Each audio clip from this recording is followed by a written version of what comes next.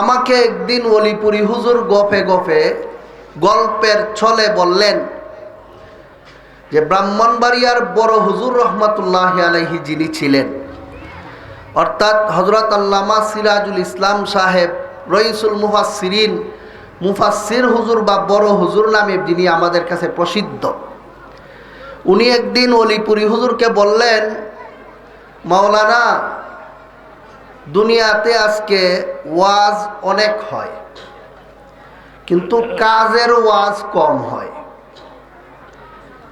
Doctor অনেকেই আছে কিন্তু রোগীর রোগ চিহ্নিত করে ঔষধ দেওয়ার মতো ডাক্তার বাংলাদেশে খুব কমই আছে। ঠিক তেমনি ভাবে অন্তরাত্মারের ডাক্তার যে ওয়াইজিন আছেন, বড় হুজুর বলেন অলিপুরি হুজুরকে যে কাজের ওয়াইজ কমই আছে। আপনি ওয়াজ করলে কয়েকটা বিষয়ের উপর ওয়াজ করবেন। এক নম্বর, কলিমা পইরা মুসলমান হওয়ার পরেও অনেক মানুষ বেঈমান থাকে। আপনি জানাইয়া দিবেন মানুষকে যে কালিমা পইরাও কেমনে বেঈমান থাকে, কালিমা পইরাও কেমনে অমুসলিম থাকে, বিষয়টা জাতিকে আপনি বুঝাইয়া দিবেন। দুই নম্বর, উনি বলছেন অনেক মানুষ নামাজ পইরাও বেনমাজি থাকে। আপনি মানুষকে জানাইয়া দিবেন নামাজ পড়া সত্ত্বেও লোকটা আল্লাহর কাছে বেনমাজি কিভাবে গণ্য হয়। আর বলেছেন অনেক মানুষ গোসল কইরাও নাপাক থাকে। কিভাবে মানুষ ওযু গোসল করার পরেও নাপাক থাকে, বিষয়টা মানুষকে বুঝাইয়া দিবেন।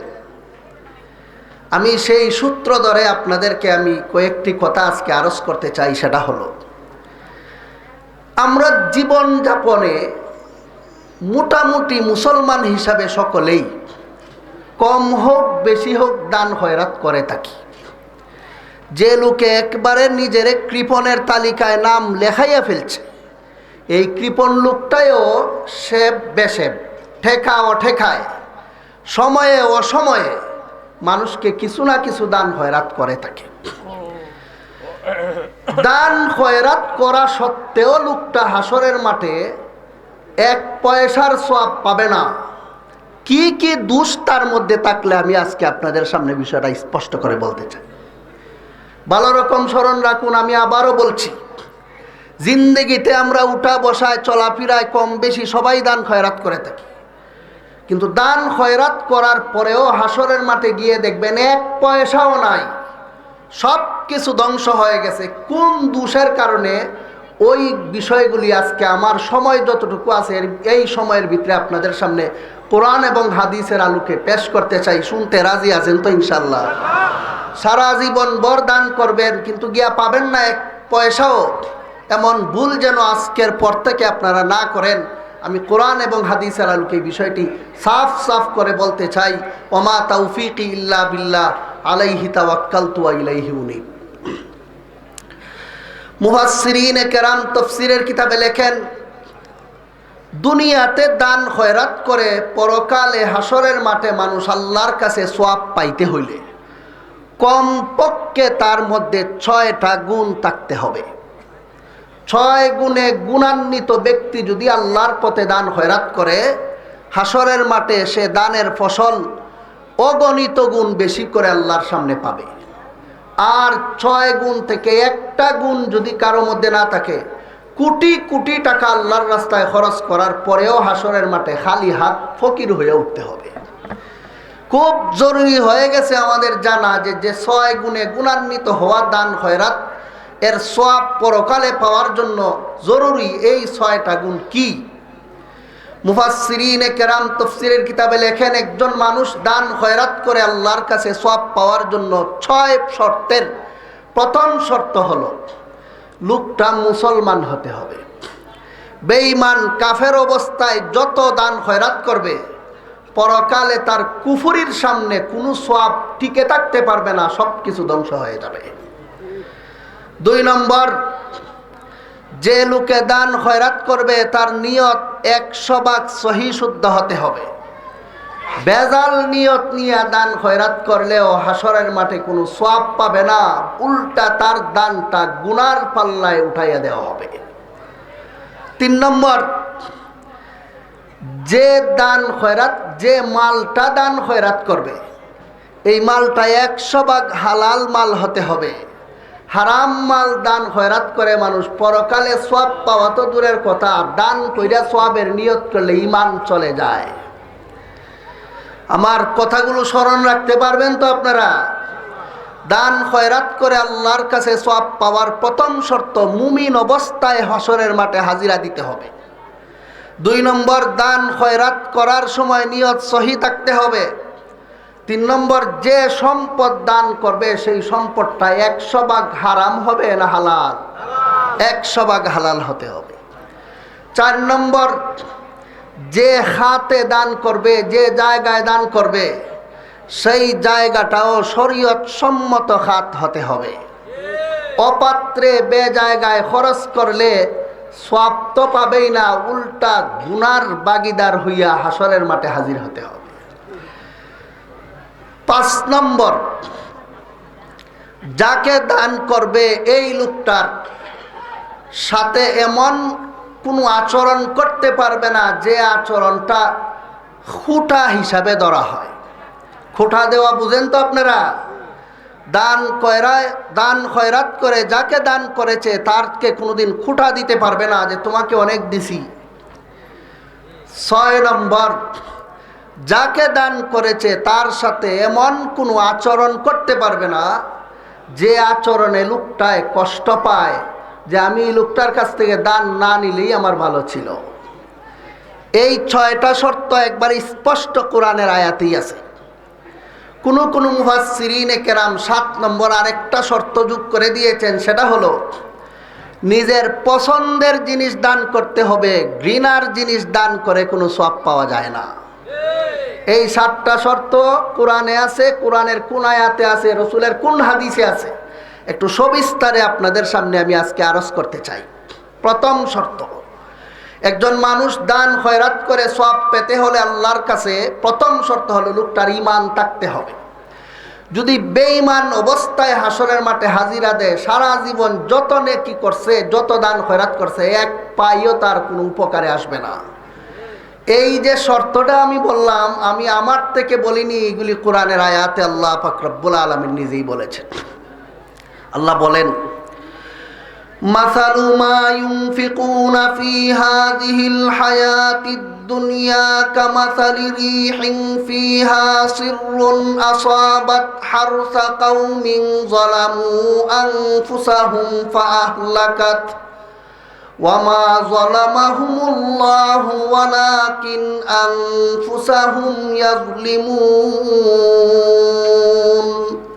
যে সমস্ত লোকেরা দুনিয়ায় বেঈমান অবস্থায় দান খয়রাত করে, আল্লাহর সামনে বেঈমান অবস্থায় হাজিরা দেয়, আল্লাহ বলেন তাদের দান খয়রাত নষ্ট হবে কিভাবে শুনো। এক লোকে একটা ক্ষেতের মধ্যে বিশাল ফসল করলো, বড় আকারের ফসলের মাঠ তার আছে, ফসল পাকতে পাকতে শুকাইয়া গেছে। শুকানোর পরে এই ফসলটাকে পরের দিন নিয়ে আসবে, এর আগের রাত্রে যদি একটা আগুন লেগে যায় ক্ষেতের মধ্যে, পরের দিন গিয়া কি শুধু ফসল পাবে না ছাই? কথা বলতে হবে আপনারা, ফসল না ছাই? আপনাদের দেশে আছে কিনা আমি জানি না। ধান ক্ষেতের মধ্যে অনেক সময় মানুষে ধান কেটে ক্ষেতের মধ্যেই রেখে দেয়, শুকানোর পরে বাড়িতে নিয়ে আয়। অনেক জায়গায় এই প্রচলন এখনো বাংলাদেশে আছে।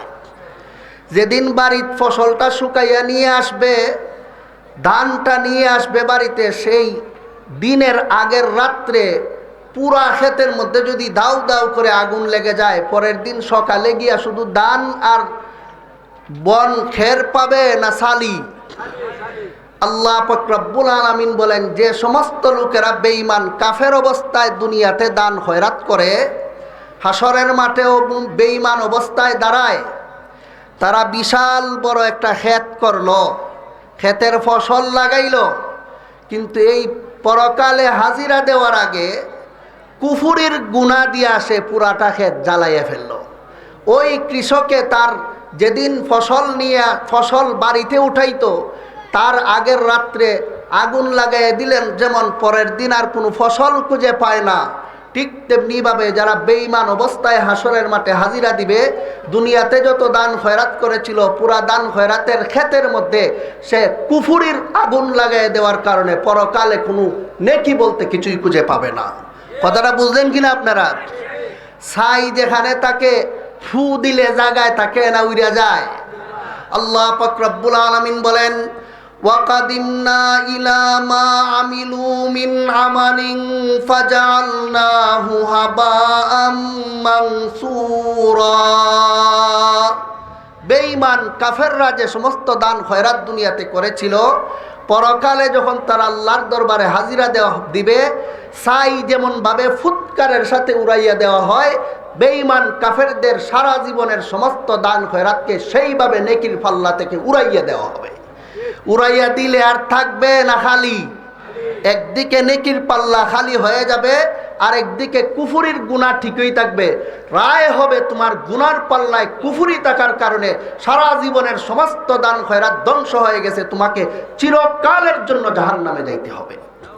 ভাইরা আমার, এই দান খয়রাত করে পরকালে লোকটা একটা সোয়াবও না পেয়ে জাহান্নামে গেল, দান খয়রাতের কত নম্বর শর্ত না থাকার কারণে। কথা বলতে হবে তো, কত নম্বর? 1 নম্বর, সেটা হলো ঈমান নিয়ে পরকালে হাজিরা দিতে হবে। 2 নম্বর, দান খয়রাত করে আল্লাহর কাছে সওয়াব পেতে হলে শতভাগ সহি নিয়তে দান খয়রাত করতে হবে। তাই চাটা দিবেন না বলছেন? দান খয়রাত করে আল্লাহর কাছে সওয়াব পাওয়ার জন্য 2 নম্বর শর্ত, 100% সহি নিয়তে দান খয়রাত করতে হবে। সহি নিয়তের ব্যাখ্যা হলো, আমি এই দান করতেছি, যে সম্পদটা, এই সম্পদের মালিক আমি না। আমি 3.5 হাত বডির মালিক যেমন আমি না, আমার 3.5 হাত দেহের মালিক যেমন আমি না। আমার হাত আমার শরীরের সাথে লাগানো থাকা সত্ত্বেও হাতের মালিক আমি না, মালিক আল্লাহ। যে সম্পদ আমার শরীরের ভিতরে না বাইরে, সেই ক্ষেত খামার আর ব্যাংকের পয়সার মূল মালিক আমি না, সেটার মালিকও কে? তাই আমার মাল যে খাতে ব্যয় করলে আল্লাহ খুশি হন, আমি সেই খাতে ব্যয় করছি আমার মালিককে খুশি করার জন্য। সেই নিয়ত নিয়া, মালিককে খুশি করার নিয়তে যদি কোনো মানুষে দান খয়রাত করে, কেবল তার দান এই আল্লাহর কাছে গ্রহণযোগ্যতা পায়। তার দান দিয়েই পরকালে সেই লোকটা সওয়াবের পাহাড় নিয়ে আল্লাহর সাথে হাজিরা দিতে পারবে। কিন্তু যদি মাঝখানে ভেজাল করে, দান খয়রাত করে ঠিকই, কিন্তু নিয়ত সহি না, নিয়ত তার দুনিয়ার কোনো ধান্দা। মনে করুন, এর একটা উদাহরণ এমন হতে পারে, একজন মানুষ এমনি দান খয়রাত করে না, বুটে দাঁড়াইছে, বুটে। এখন যদি তার কাছে আপনি যান দান খয়রাত করার জন্য, যা চান তাই পান। 1 মাস আগেও দেয় না, যখন সরকারের পক্ষ থেকে নমিনেশন পাইছে মেম্বারির, চেয়ারম্যানের, এমপিগিরির, তখন তার কাছে গেলেই পাওয়া যায়। কি বোঝা যায় এটা কি আল্লাহরে খুশি করার জন্য দিচ্ছে না বুট পাওয়ার আশায়? তেমনি ভাবে অনেক মানুষকে দেখবেন আপনি, এমনি তার কাছে একা একা খুঁজলে পয়সা পাওয়া যায় না, কিন্তু 10 জন মানুষ নিয়ে তার কাছে যান, গিয়ে বলেন, মিয়া আমারে 5,000 টাকা দেও বা আমাদেরকে দেও। তখন এতগুলি মানুষরে খালি মুখ ফেরত দিবে, খালি হাত ফেরত দিতে তার লজ্জা লাগে। চাপে পইরা লোকটায় তাদেরকে টাকা দিয়া দেয়। এগুলি কি খুশি হইয়া আল্লাহরে খুশি করার জন্য দিচ্ছে না মানুষের সামনে ইজ্জত বাঁচানোর আশায়? কথা বলতে হবে তো আপনারা। ইজ্জত বাঁচানোর ধান্দায় যে দিল, এটাও নিয়ত সহি না, এটা দুনিয়ার ধান্দা। এইভাবে অনেক সময় মানুষে কম পয়সা দান করে না, কয় এই পরিমাণ দান করলে মানুষ বলবে আমি এলাকার একটা কৃপণ লোক, মানুষ আমাকে বক্কিল বলবে, কৃপণ বলবে, লজ্জা পাবো, এই জন্য মোটা অঙ্কের দান খয়রাত করে। কি বোঝা যায় এটা কি আল্লাহরে খুশি করার ধান্দা না ইজ্জত বাঁচানোর নেশা? ইজ্জত বাঁচানোর নেশা। অনেক সময় অনেক মানুষ এমনও আছে, মানুষকে এই জন্য দান খয়রাত করে, মানুষে যেন তাকে দানবীর উপাধি দেয়, বিশিষ্ট দানবীর যেন তাকে বলে। এই রকম দুনিয়ার দান্দা নিয়ে যে সমস্ত মানুষেরা দান খয়রাত করে, বলুন তার নিয়ত সহি না বেজাল আছে?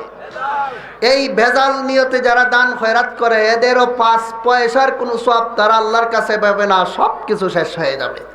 কথাটা যদি আমি এইভাবে বলি তাইলে হবে না। পবিত্র কোরআনে আল্লাহ পাক রব্বুল আলামিন নিজেই বলেন, ইয়া আইয়ুহাল্লাযীনা আমানু লা তুবতিলু সাদাকাতিকুম বিল মান্নি ওয়াল আযা কাল্লাযী ইউনফিকু মালাহু রিআআন নাসি ওয়া লা ইউমিনু বিল্লাহি ওয়াল ইয়াউমিল আখির فمثله كمثل صفوان عليه تراب فأصابه وابل فتركه صلدا لا يقدرون على شيء مما كسبوا والله لا يهدي القوم الكافرين। আল্লাহ পাক রব্বুল আলামিন সূরাতুল বাকারার শেষ দিকে বলেন, হে আমার মুমিন মুসলমান বান্দারা, আমি আল্লাহ তোমাদেরকে সাবধান করে দিচ্ছি, শোনো, দান খয়রাত করো, এটা আমি আল্লাহর নির্দেশ, কিন্তু দান খয়রাত নষ্ট কইরা দুনিয়ার থেকে আইও না। বললেন কিভাবে নষ্ট হবে? মুফাসসিরিনে কেরাম আয়াতের ব্যাখ্যায় লেখেন, আল্লাহ নিজেও বলেন, কাল্লাযী ইউনফিকু মালাহু রিআআন নাস, মানুষের সামনে ধন্যবাদ পাওয়ার জন্য, মানুষ মুখে দানবীর উপাধি পাওয়ার জন্য, মানুষ থেকে ইজ্জত বাঁচানোর জন্য, মানুষের বুট পাওয়ার জন্য যদি কেউ দান খয়রাত করে, এই রকম দানবীর যে সমস্ত লোকরা আছে এদের 5 পয়সার সওয়াব আল্লাহর কাছে পাবে না, সমূলে তার সমস্ত দান ধ্বংস হয়ে যাবে। মুহতারাম হাজিরিন, সওয়াব পাবে না এই কথাটা আয়াতে স্পষ্ট আছে, কিন্তু আল্লাহর সামনে হাজিরা দেওয়ার পরে তার সওয়াবটা যে নাই সেটা প্রমাণ হবে কিভাবে? এটা হাদিসে আছে। হাদিস শরীফে আছে, আল্লাহর রাসূল বলেন, তুরাদু আমালু বানি আদম বাইনা ইয়াদাইল্লাহি আযজা ওয়া জাল্লা ইয়াউমাল কিয়ামাতি ফি সুহুফিন মাহতুমা ফায়াকুলুল্লাহু আযজা ওয়া জাল্লা ইকবালু হাযা ওয়া আলকু হাযা فتقول الملائكة والله يا رب ما رأينا منه إلا خيرا فيقول الله عز وجل إن عمله كان لغير وجهي ولا أقبل اليوم من العمل إلا ما أريد به وجهي। হাদিসের প্রসিদ্ধ একটি কিতাবের নাম হলো মুসনাদে আহমদ। আল মুসনাদ লিল ইমাম আহমদ ইবনে হাম্বল নামক হাদিসের কিতাবে সুস্পষ্টভাবে আছে, দুনিয়াতে যে সমস্ত লোকেরা দান খয়রাতের 2 নম্বর শর্ত থেকে বঞ্চিত অবস্থায় দান খয়রাত করেছিল, বলুন 2 নম্বর শর্তটা কি? নিয়তে ভেজাল থাকা না শুদ্ধ থাকা? কথা বলেন না সবাই, নিয়ত ভেজাল না শুদ্ধ? শতভাগ শুদ্ধ নিয়তে, সহি নিয়তে যে লোকে দান খয়রাত করত, কিন্তু এই নিয়ত থেকে বঞ্চিত, সে ভেজাল্লা নিয়তে দান খয়রাত করে, দুনিয়ার কোনো ধান্দায় দান খয়রাত করে, দুনিয়ার কোনো নেশায় দান খয়রাত করে, এই লোকের ব্যাপারে আল্লাহর রাসূল ফরমান, হাসরের মাঠে যখন লোকটা আল্লাহর সামনে হাজিরা দিবে, মিজান যেখানে মানুষের আমলনামা ওজন করা হবে, সেই পাল্লার সামনে নিয়ে তাকে হাজির করা হবে। হাজির করার পরে ফেরেশতারা সারা জীবন যতগুলি নেকি করেছিল সবগুলি ডান দিকের পাল্লায় নিয়ে তুলে দিবে, আর সারা জীবন যতগুলি গুনাহ করেছিল সমস্ত গুনাহ বাম পাল্লায় রেখে দিবে। ফেরেশতাদেরকে আল্লাহ পাক রব্বুল আলামিন সারা জীবন যত নেকি করছিল এই নেকিগুলির দিকে তাকাইয়া কিছু কিছু নেকির দিকে লক্ষ্য করে বলবেন, হে আমার ফেরেশতারা, ওই যে নেকি আছে সেটা তোমরা মিজানের নেকির পাল্লা থেকে সরাইয়া গুনার পাল্লায় এনে ফেলো। ফেরেশতারা বলবে, ওয়াল্লাহি ইয়া রাব্বি মা রাআইনা মিনহু ইল্লা খায়রা, হে আল্লাহ, এটা তো তার দান খয়রাত, এটা তো তার নেক কাজ, এটা নেকির পাল্লার থেকে সরাইয়া গুনার পাল্লায় ফেলে দেওয়ার জন্য আপনি আমাদেরকে নির্দেশ দিচ্ছেন, কারণ কি? জবাবে আল্লাহ বলবেন, ইন্না আমালাহু কানা লিগাইরি ওয়াজহি ওয়ালা আকবালুল ইয়াউমা মিনাল আমালি ইল্লা মা উরিদা বিহি ওয়াজহি। হে আমার ফেরেশতারা, শোনো, তোমরা তো মানুষের বাহ্যিক নেকির কাজগুলি দেখে তোমরা নেকি নির্ধারণ করতে, তোমরা মানুষের অন্তরাত্মার খবর জানতে না, জানতাম আমি আল্লাহ। এই লোকটাই যে দান খয়রাত করছে, তোমরা দান খয়রাত একটা নেক কাজ মনে করে নেকির পাতায় উঠাইছো, নেকির পাল্লায় উঠাইছো, কিন্তু আমি আল্লাহ জানি এই নেক কাজটা সে আমাকে খুশি করার জন্য করে নাই, দান করেছিল বুট পাওয়ার জন্য। এই দান করেছিল তার ইজ্জত বাঁচানোর জন্য, দান করেছিল এই আশায় যে আরেকদিন তার কাছে খুঁজলে আমি যেন পাই। এই রকম দুনিয়ার বিভিন্ন ধান্দা এই লোকটায় দান খয়রাত করেছিল। যারা দুনিয়ার ধান্দা নিয়ে, দুনিয়ার নেশা নিয়ে, দুনিয়ার বিভিন্ন স্বার্থ হাসিলের উদ্দেশ্যে দান খয়রাত করে, হে আমার ফিরিস্তারা, তোমাদের কাছে এটা নেকি হইলেও আমি আল্লাহর কাছে ইন্না ইয়াসিরার রিয়াই শিরকুন, এটাও এক প্রকারের শিরিক গুনাহ, তোমরা এটারে তাড়াতাড়ি নেকির পাল্লা থেকে সরাইয়া গুনার পাল্লায় ফেলে দাও। ফিরিস্তারা ওই আল্লাহর কথা বলার সাথে সাথে সারা জীবন বুট পাওয়ার আশায় যত রাস্তা বানিয়ে দিছিল, সারা জীবন বুট পাওয়ার দান্দায় যত ব্রিজ বানিয়ে দিয়েছিল, সারা জীবন সুনাম সুখ্যাতির আশায় মাদ্রাসা মসজিদে তত দান খয়রাত করেছিল, সারা জীবন মানুষের সামনে ইজ্জত বাঁচানোর আশায় যত ধরনের দান খয়রাত করেছিল, সমস্ত দানগুলি নেকির পাল্লা থেকে সরাইয়া গুনার পাল্লা এনে ফেলে দিবে। তখন লোকটা বলবে, হে আল্লাহ, সারা জীবন বর যে এই সমস্ত ব্রিজ বানিয়ে দিলাম, এই সমস্ত টাকা পয়সা তোমার রাস্তায় দান খয়রাত করলাম, এগুলি গেল কোথায়? তখন আল্লাহ পাক রব্বুল আলামিন তাকে বলবেন, ইযহাবু ইলাল্লাযীনা কুনতুম তুরাউনা ফিদ দুনিয়া ফানজুরু হাল তাজিদুনা ইনদাহুম জাযাআ। যাও যাও, যাদের বুট পাওয়ার জন্য দান করেছিলে এদের কাছ থেকে সওয়াব নিয়ে আসো, যাদের কাছে ইজ্জত বাঁচানোর জন্য দান খয়রাত করেছিলে এদের কাছ থেকে সওয়াব নিয়ে আসো, যাদের কাছে দানবীর উপাধি পাওয়ার জন্য দান খয়রাত করেছিলে এদের কাছ থেকে সওয়াব নিয়ে আসো। আমার কাছে তোমার এই সওয়াবের, এই নেক কাজের পরিণতি জাহান্নাম ছাড়া দ্বিতীয় কোনো পুরস্কার নাই। আল্লাহ পাক রব্বুল আলামিন জাহান্নামে যে দিবেন কথাটা স্পষ্ট কোরআনের আয়াতেই বলেছেন। আল্লাহ বলেন, মান কানা ইউরিদুল আজিলাতা আজ্জালনা লাহু ফিহা মা নাশাউ লিমান নুরিদু সুম্মা জাআলনা লাহু জাহান্নাম ইয়াসলাহা মাদমুমান মাদহুরা। যে সমস্ত লোকেরা দুনিয়ায় থাকতে নেকির কাজ করেছিল দুনিয়ার দান্দায়, আমি আল্লাহ বলতেছি ওই সমস্ত নেক কাজ করনেওয়ালা দানবীদেরকে সমস্ত হাসরের মাঠের মানুষের সামনে বিতাড়িত করে, লাঞ্ছিত করে জাহান্নামে পৌঁছে দিব। যখন লোকটাকে আল্লাহ বলবেন তোমার পুরস্কার আমার কাছে জাহান্নাম ছাড়া আর কিছুই নাই, সহিহ বুখারী শরীফে আছে, তখনই আল্লাহর একদল আযাবের ফেরেশতারা তাকে ঘেরাও করে তাকে পাকড়াও করবে। ফাসহিবা বিহি সুম্মা উলকিয়া ফিন্নার, পা দুইটা উপরের দিকে দিয়া মাথা নিচের দিকে দিয়া সাসরাইয়া জাহান্নামের মধ্যে নিক্ষেপ করবে। ভাইয়েরা আমার পিছনের কথা বুঝে থাকলে মেহেরবানি করে বলুন, এই লোকটা জাহান্নামে গেল দান না করার কারণে না কইরাই জাহান্নামে গেল? শুধুমাত্র দান খয়রাতের 2 নম্বর শর্ত তার মধ্যে না থাকার কারণে, সেটা হইল নিয়ত সহি নাই। কথাটা বুঝলেন কিনা ভাইয়েরা আমার? এইগুলো বলার জন্যই আমাকে বলা হয়েছে।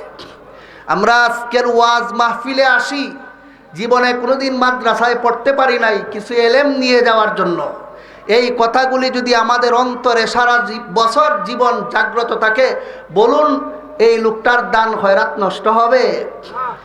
নষ্ট হবে না। কেন? আমল হেফাজত করতে পারে সর্বস্তরের মানুষ, এজন্যই মাদ্রাসাওয়ালারা মাহফিলের ব্যবস্থা করে থাকে। মুহতারাম হাজিরিন, যে সমস্ত মানুষ পরকালে সওয়াব পেতে চায় দান খয়রাতের, এমনি দান খয়রাত করলে সওয়াব পাবে না? শর্ত আছে। 1 নম্বর শর্ত, ঈমান নিয়ে হাজিরা দিতে হবে। 2 নম্বর শর্ত, নিয়ত সহি অবস্থায় দান খয়রাত করতে হবে। বিষয়টা বুঝলেন কিনা আপনারা?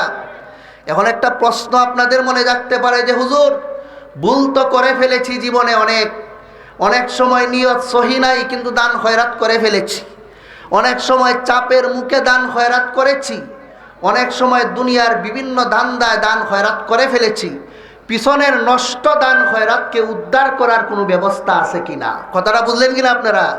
এটাও আজকের মতো আমাদের জেনে নেওয়া দরকার, এটাও সময়ের দাবি। কথার ফাঁকে এটাও জেনে নেই। হাদিস শরীফে আছে, আমি লম্বা হাদিসটা আপনাদের সামনে এখন পড়লে আমার গুরুত্বপূর্ণ অনেক কথা সামনে চলে যাবে, তার সারমর্ম বাংলায় বলছি, শুনুন। হাদিস শরীফে আছে, আল্লাহর রাসূল বলেন, আত্তাইবু মিনাজ যামবি কামাল্লা যামবালাহু। কোনো মানুষ সারা জীবন ভুল করেছে, পরবর্তীতে বুঝতে পারছে তার পিছনের কাজগুলি ভুল ছিল, তখন যদি আল্লাহর সামনে নত হইয়া পিছনের গুনার জন্য তওবা করে ফেলে, তখন আল্লাহ রব্বুল আলামিন দয়া করে পিছনের সব গুনাহ মাফ করে দেন। তাই আপনি আমি যদি পিছনে এমন বেজালমূলক দান খয়রাত করে থাকি, এখনো সময় আছে, এইভাবে আল্লাহর কাছে তওবা করি যে আল্লাহ, আমি বুঝি নাই যে আমার পরকালে যে দান খয়রাত এভাবেই নষ্ট হবে। আজকের ভুবন মাদ্রাসার ওয়াজ থেকে বুঝতে পারছি, আজকে থেকে তওবা করলাম, সামনে যত দান খয়রাত করব তোমাকে খুশি করার জন্য করব, আর পিছনে যা করছি ভুল করছি আর করব না, দয়া করে আমারে মাফ করে দাও। তাইলে আল্লাহ রব্বুল আলামিন পিছনের সমস্ত দান খয়রাতকে আল্লাহর জন্যই কবুল করে নেবেন। মুহতারাম হাজিরিন, দান খয়রাত করে মানুষ আল্লাহর কাছে সওয়াব পাওয়ার জন্য 1 নম্বর শর্ত, ঈমান নিয়ে আল্লাহর দরবারে হাজিরা দিতে হবে। 2 নম্বর, সহি শুদ্ধ নিয়তে দান খয়রাত করতে হবে। 3 নম্বর, যে পয়সা, যে সম্পদ আল্লাহর রাস্তায় দান খয়রাত করবে, এই সম্পদটা 100 ভাগ হালাল হতে হবে। যদি হালাল সম্পদ না হয়, এই সম্পদ যদি কেউ সওয়াবের নিয়তে দান খয়রাত করে, সুদের টাকা, ঘুষের টাকা, জালিয়াতির টাকা, চুরির টাকা, বাইয়ে বইনের মিরাজ না দিয়া জবরদখল করে বাড়ির সম্পদ আটকাইয়া রাখিয়া দেয় আসেনি এলাকায়, এই রকম সম্পদ কোটি টাকা আল্লাহর রাস্তায় দান খয়রাত করলেও 1 পয়সা দান করার সওয়াব পাবে না। হারাম সম্পদ দান করে সওয়াব তো পাবেই না, বরং ফতোয়ায়ে আলমগীরিতে উল্লেখ আছে, হারাম সম্পদ কেউ যদি আল্লাহর রাস্তায় দান খয়রাত করে আর মনে মনে উদ্দেশ্য নেয় আমি সওয়াব পাবো, সাথে সাথে তার ঈমান চলে যাবে, সাথে সাথে তার বিবি তালাক হয়ে যাবে, নতুন করে কালিমা পড়ে মুসলমান হতে হবে, নতুন করে বিয়ে শাদী আবার ঠিক করে নিতে হবে।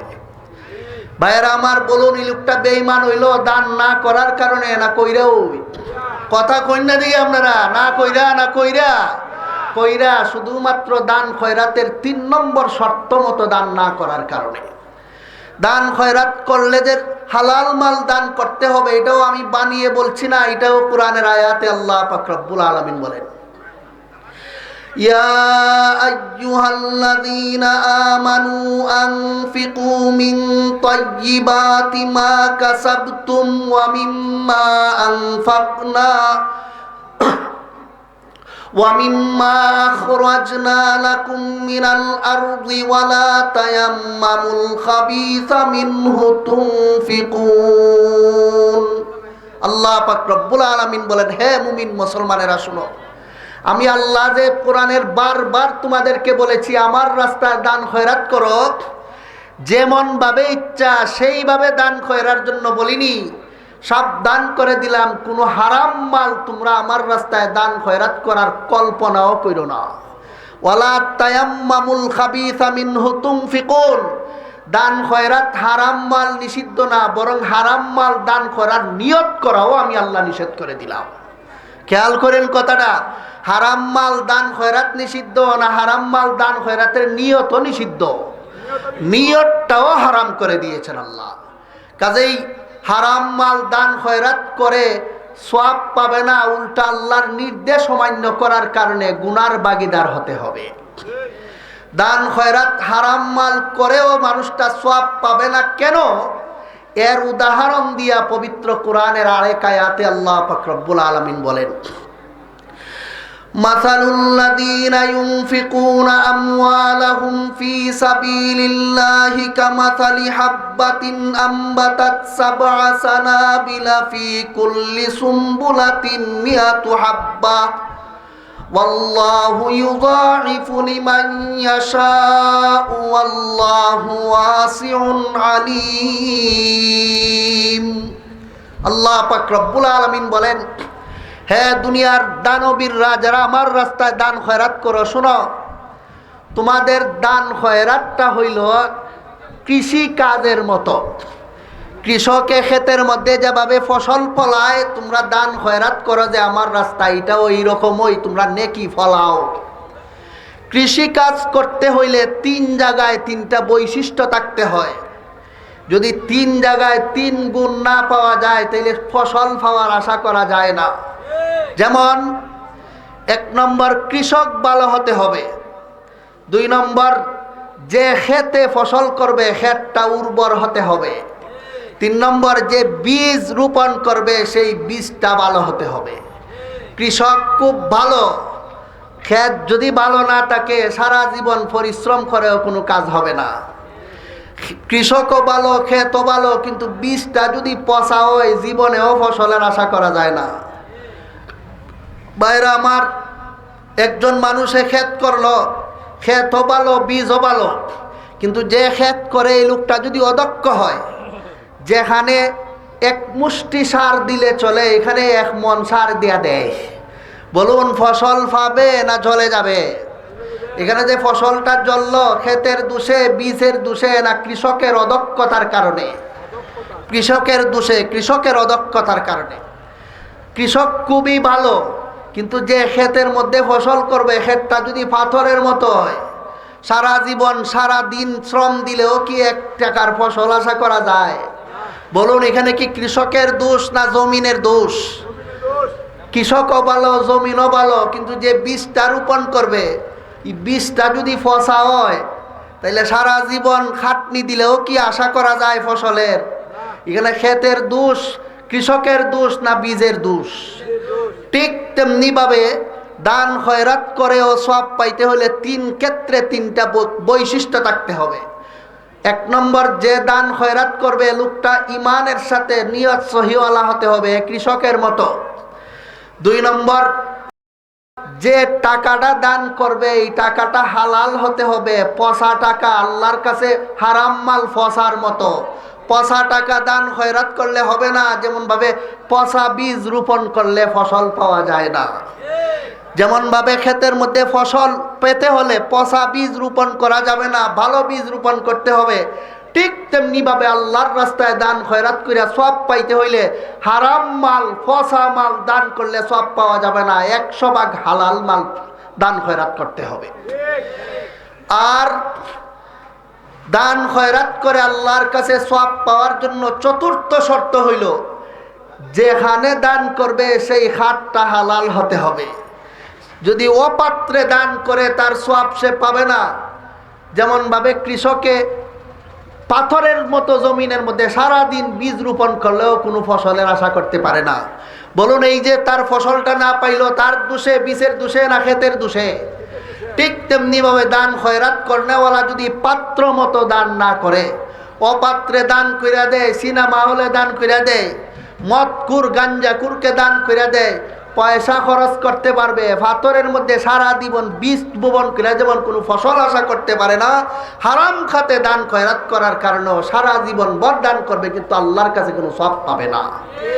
মুহতারাম হাজিরিন, আমি আবারও বলছি, একজন মানুষ আল্লাহর রাস্তায় দান খয়রাত করে সওয়াব পেতে হলে কয়টা শর্ত আছে? কমপক্ষে 6টা, বরং বাড়লে 7টা। 1 নম্বর, তার ঈমান নিয়ে আল্লাহর দরবারে হাজিরা দিতে হবে। 2 নম্বর, সহি নিয়ত করে দান করতে হবে। 3 নম্বর, হালাল মাল দান করতে হবে। 4 নম্বর, যে খাতে দান করবে সেই খাতটা শরীয়ত সম্মত খাত হতে হবে। যেমন বীজটা বপন করতে হলে ভালো ক্ষেতের মধ্যে বপন না করলে ফসলের আশা করা যায় না। হালাল খাতে দান না করলেও পরকালে সওয়াব পাওয়ার আশা করা যায় না। হালাল খাতে দান করতে হবে, হারাম খাতে দান করলে হবে না। কথাটা আয়াতে আল্লাহ উদাহরণের মাধ্যমে বলেছেন। পবিত্র কোরআনের আরেক আয়াতে আল্লাহ তাআলা স্পষ্ট বলেছেন। আল্লাহ বলেন, ওয়াতি যাল কুরবা হাক্কাহু ওয়াল মিসকিনা ওয়াবনাস সাবিলি ওয়ালা তুবাদদির তাবযীরা ইন্নাল মুবাদদিরিনা কানু ইখওয়ানাশ শায়াতিন ওয়া কানা আশ-শাইতানু লিরাব্বিহি কাফুরা। হ্যাঁ দুনিয়ার মুমিন মুসলমানেরা শুনে রাখো, কোরআনের আয়াতে আয়াতে যে আমি আল্লাহ বলেছি আমার রাস্তায় দান খয়রাত করো, যেখানে ইচ্ছা এখানেই আমার রাস্তায় দান খয়রাত মনে করো না। তোমরা অপাত্রে যদি দান খয়রাত করো সেটা আমার রাস্তায় দান খয়রাত বলে গণ্য হবে না। যেখানে আমি আল্লাহ বৈধতা দিয়েছি সেখানেই তোমরা দান খয়রাত করতে হবে। মালের মধ্যে কিছু মাল আছে এগুলো মসজিদে দেওয়া হারাম, যেমন জাকাতের টাকা মসজিদে দেওয়া যাবে না। জাকাতের টাকা ফকির মিসকিনকেই দিতে হবে, মাদ্রাসার গরিব পান্ডেই দিতে হবে। তুমি জাকাতের টাকা মসজিদে দিবা সওয়াবের আশা করবা, সেটা হবে না। তোমার পয়সা নফল দান সেটা তুমি নিয়ে দিবা একটা মদখোরের হাতে, সে তোমার টাকা পাইয়াই মদ কিনে খেয়ে ফেলবে।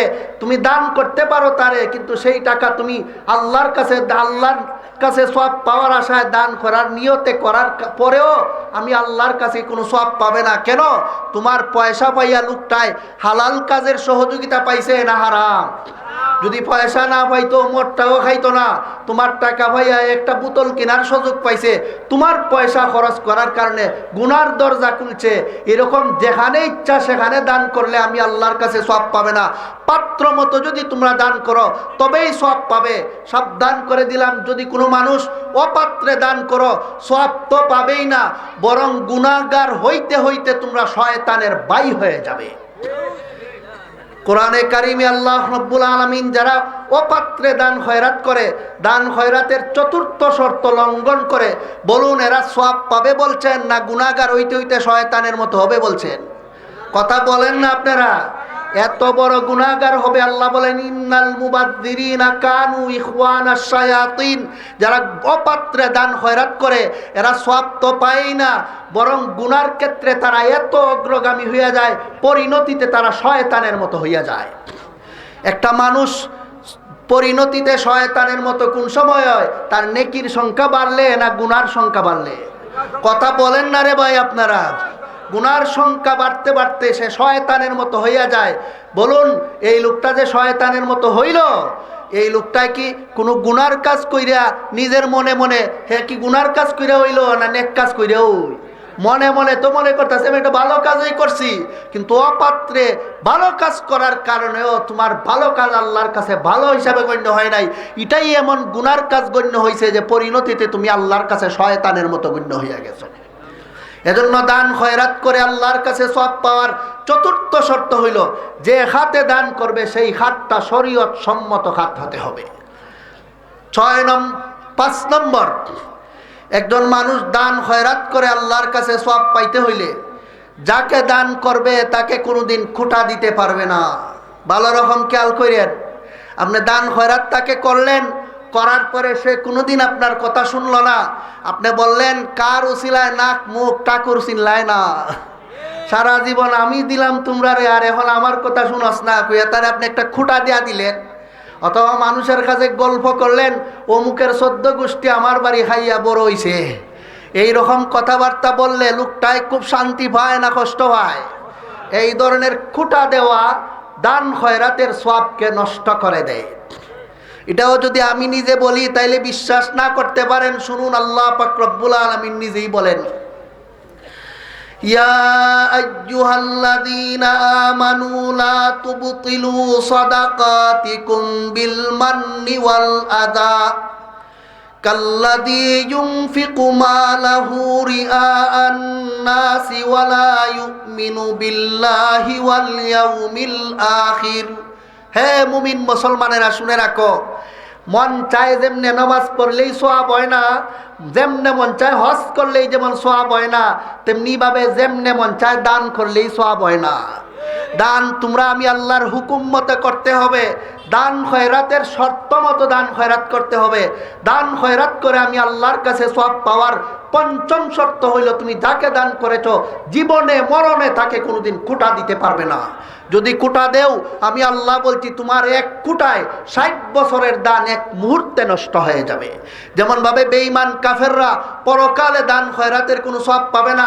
বেজাল নিয়তের দানকারীরা পরকালে কোনো সওয়াব পাবে না। আমি আল্লাহ বলছি, সেইভাবে যারা দান খয়রাত করার পরে গল্প মারো মানুষের কাছে, অমুক মসজিদ আমি কইরা দিছি, অমুক মাদ্রাসা তত টাকা দিছি, এই করছি সেই করছি, এই গপ মারনেওয়ালাদেরও কোনো সওয়াব হাসরের মাঠে পাবে না। মুহতারাম হাজিরিন, এরপরে আল্লাহ পাক রব্বুল আলামিন 6 নম্বর শর্তের বিবরণ দিয়া বলেন, লা তুবতিলু সাদাকাতিকুম বিল মান্নি ওয়াল আযা। দান খয়রাত করে আমি আল্লাহর কাছে সব পাইতে হইলে 6 নম্বর শর্ত হইল, যাকে দান করেছ তাকে কোনোভাবে কোনো কষ্ট দিতে পারবে না। শারীরিক কষ্টও না, মানসিক কষ্টও না। শারীরিক কষ্ট, মানসিক কষ্টর উদাহরণ না দিলে আপনারা অনেক সময় বুঝবেন না। মনে করুন আপনি একজন মানুষকে দান খয়রাত করলেন, লাখ টাকা দিলেন, আর নাই কম টাকাই দিলেন, তারে দিয়া তার কাছ থেকে বিষয়টা গোপন না করিয়া 10 জনের কাছে গপ করলেন, অমুকরে দিছি, অমুকরে দিছি, অমুকরে দিছি, অমুকরে দিছি। আপনি যে তাকে দান খয়রাত করছেন, জিনিসটা সে মনে করেছিল গোপন থাকবে, কিন্তু মানুষের কাছে আপনি বাস্টে করে দিলেন, মানুষের কাছে প্রচার করে দিলেন। পরে লোকটারে যখন আরেকজনে জিজ্ঞাসা করবে, মিয়া তোমারে বলে অমুকে এত টাকা দিছে, তখন লোকটায় ভাববো যে আমারে যে দিছিল হে মানুষের কাছে গাইয়া হাঁটে, প্রচার করে বেড়ায়, আর মানুষে মনে করে আমারে অমুকে লালন পালন করে। আত্মমর্যাদাবোধ মানুষে যদি কোনোদিন শুনে তারে যে কেউ দান করছে, সহযোগিতা করছে, এটা মানুষের কাছে কুলে বেড়ায়, বলে বেড়ায়, বলুন লোকটা শান্তি পাইব না কষ্ট পাইব? আত্মমর্যাদাবোধ মানুষ কোনোদিন মানুষের কাছ থেকে সাহায্য নিয়ে চলতে চায় না, সব সময় চায় নিজের জিনিসটারে গোপন রাখতে। কিন্তু আপনি প্রচার করে দিলেন, প্রচার করার পরে লোকটায় অন্তরে যে কষ্ট পাইল, সারা জীবন দান করিয়া যা জমাইছিলেন তারে কষ্ট দিয়া সব শেষ করে দিলেন। অনেক সময় লোক মুখ বরাবরও কইয়ালায়, অনেক সময় এই মিয়া আমার টিয়া নিয়ে হাসলে যে ইয়াদ নাই, তখন লোকটারও অন্তরে কষ্ট পায়। এরকম কষ্ট দিলে সারা জীবনের সব দানের সব বাদ। শুধু তাই না, অনেক সময় শারীরিক কষ্ট মানুষে দেয়া থাকে। কিভাবে শুনুন, মনে করুন আপনি একজন রিক্সাওয়ালা মানুষকে 500 টাকা একদিন দান খয়রাত করলেন, কিছুদিন পরে আপনার পাশ দিয়ে লোকটা রিক্সা নিয়ে যায়, আপনি ফাল দিয়ে তার রিক্সায় উঠে গেলেন। উঠতে যাওয়ার পরে কিছুক্ষণ পরে নামলেন, তার নির্দিষ্ট ভাড়া আপনি দিলেন না। দিলেন না কেন? আরেকজনে হয় দেও না কেন তার ভাড়া? বলে আরে আমি তার এমনি কত কিছু দেই। এই যে তারে আপনি আগে যে দিছিলেন, এখন তারে শারীরিকভাবে রিক্সা দিয়া যে আপনারে নিছে, শারীরিকভাবে আরাম পাইছিল না কষ্ট করে নিছে? কথা কই না দিই আপনারা? এই যে শারীরিক কষ্টটা দিলেন পিছনের দানের বিনিময়ে, সব শেষ।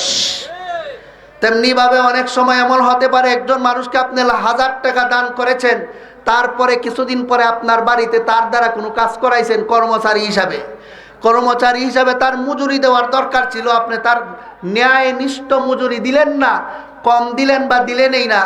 বলল মানুষের দেও না কেন? বলে আরে তারে আমি এমনি কত কিছু দেই। এই যে এমনি কত কিছু দেই কইলেন, মানে পিছনে যে দান করছিলাম এই কারণে এখন তোমার শরীর রেখাটাইয়া দিলাম।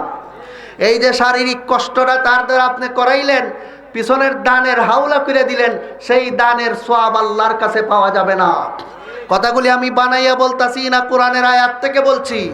পবিত্র কোরআনে আল্লাহ পাক রব্বুল আলামিন বলেন, যারা নিয়ত সহি না রেখে দান খয়রাত করে, যারা অমুসলিম অবস্থায় দান খয়রাত করে, যারা দান কইরেও খুঁটা দেয়, যারা দান করেও মানুষকে কষ্ট দেয়, তাদের দানটা কিভাবে বাতিল হবে এর বিবরণ দিয়ে আল্লাহ পাক রব্বুল আলামিন বলেন, ইয়া আইয়ুহাল্লাযীনা আমানু লা তুবতিলু সাদাকাতিকুম বিল মান্নি ওয়াল আযা কাল্লাযী ইউনফিকু মালাহু রিআআন নাসি ওয়া লা ইউমিনু বিল্লাহি ওয়াল ইয়াউমিল আখির ফামাসালুহু কামাসালি সাফওয়ানিন আলাইহি তুরাব ফাসাবাহু ওয়াবিলুন ফাতারাকাহু সালদা লা ইয়াকদিরুনা আলা শাইইন মিম্মা কাসাবু ওয়াল্লাহু লা ইয়াহদিল কওমাল কাফিরিন।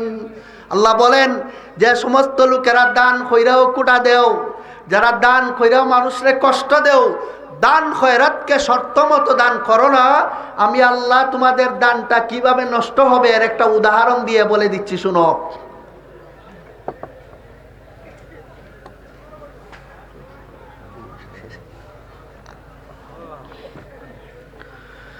আল্লাহ বলেন,